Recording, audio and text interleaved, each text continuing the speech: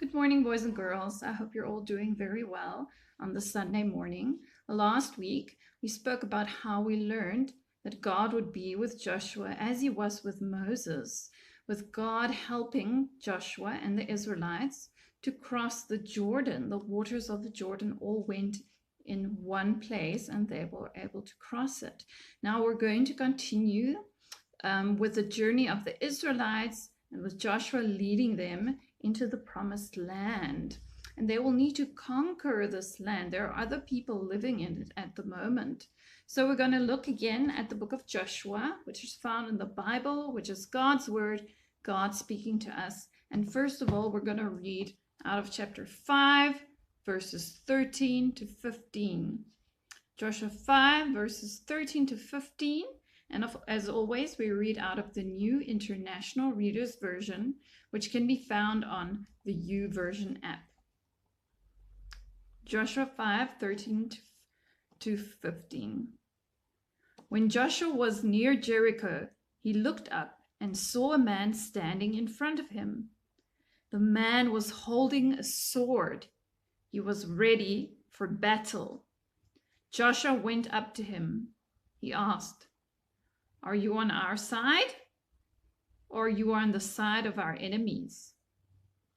"I am not on either side," he replied.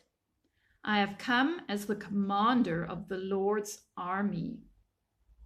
Then Joshua fell with his face to the ground. He asked the man, "What message does my Lord have for me?" The commander of the Lord's army replied, "Take off your sandals. The place you are standing on is holy ground." So Joshua took them off. Now we're going to read from Joshua chapter 6, verses 1 to 5. Joshua 6, verse 1 to 5. The gates of Jericho were shut tight and guarded closely because of the Israelites. This is a city in the promised land, Jericho. No one went out, no one came in, like it was on lockdown. Then the Lord said to Joshua, "I have handed Jericho over to you. I have also handed over to you its king and its fighting men. March around the city once with all your fighting men. In fact, do it for 6 days. Have 7 priests get trumpets made out of ram's horns. They must carry them in front of the ark." This is the Ark of a Covenant. "On the 7th day, march around the city 7 times. Tell the priests to blow the trumpets as they march. You will hear them blow a long blast on the trumpets. When you do, tell the whole army to give a loud shout. The wall of the city will fall down. Then the whole army will march up to the city. Everyone will go straight in." What an interesting story for today. So we have the soldier that Joshua meets, and he says to Joshua that he is the commander of the Lord's army, and he actually asked Joshua to take off his sandals. And this also happened, if you remember, when God was speaking to Moses out of a bush that was burning.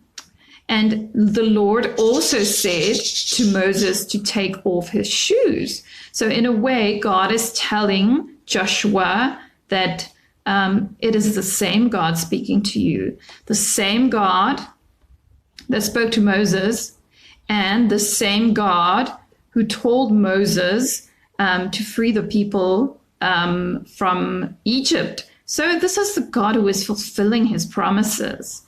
And this is also showing that God is with them going into Jericho. And Jericho, you can see, seems like a very strong city. And they knew about the Israelites. They had heard about the Israelites coming through the Red Sea, now coming through the Jordan. So they don't want the Israelites to come in. So they're on lockdown, like we were in lockdown. They're on lockdown.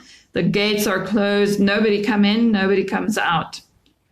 But the Lord is saying that they will actually be able to enter Jericho because the Lord will do something amazing. He's asking Joshua and the Israelites and the priests to do something very interesting. And we will see next week if what actually happens when they do this, when they shout. Okay, so let's look at a few questions. First question, who met Joshua outside of Jericho? Then second question, to whom did God also say, take off your sandals? Then last question, third question, what does God instruct Joshua and the Israelites to do? So you're going to have to look back and listen again about trumpets and marching around the city and shouting. So you'll have to look carefully at that. Okay, boys and girls, that's it for today. You'll have to wait until next week to hear what happens when Joshua and the Israelites and the priests do all of these things. What happens? Okay, well, boys and girls, I hope you have a lovely Sunday afternoon and evening, and I will see you next week. Bye-bye.